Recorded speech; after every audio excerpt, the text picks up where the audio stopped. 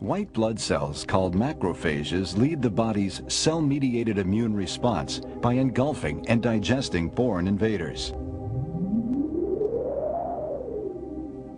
Combining peptide fragments from the invaders with some of its own proteins, the macrophage builds a patchwork of antigen complexes on its surface. When smaller white blood cells called helper T cells encounter the macrophage, those with matching receptors bind to its surface.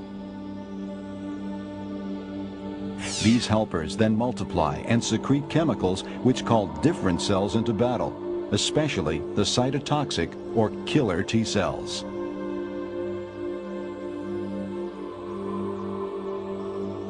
The macrophage, or an infected cell, activates only those cytotoxic cells with receptors that match the antigen complexes. Stimulated by chemicals from the helper T cells, these killer T cells rapidly divide into an army of clones, all designed to fight the specific invader that triggered the response. When killer cells dock with an infected cell, they bombard it with lethal toxins, then move on in search of other targets.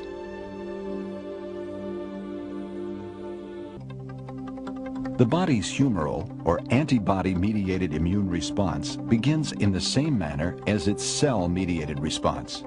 But here, the macrophages are joined by lymphocytes, called B cells.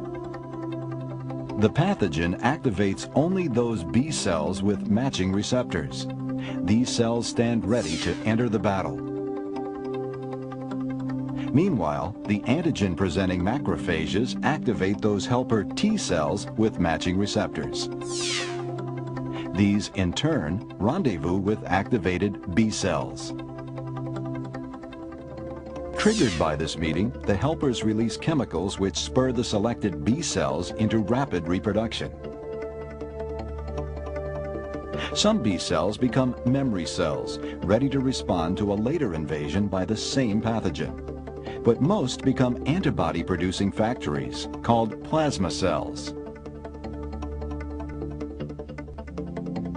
Freely circulating in the body, antibodies dock with pathogens.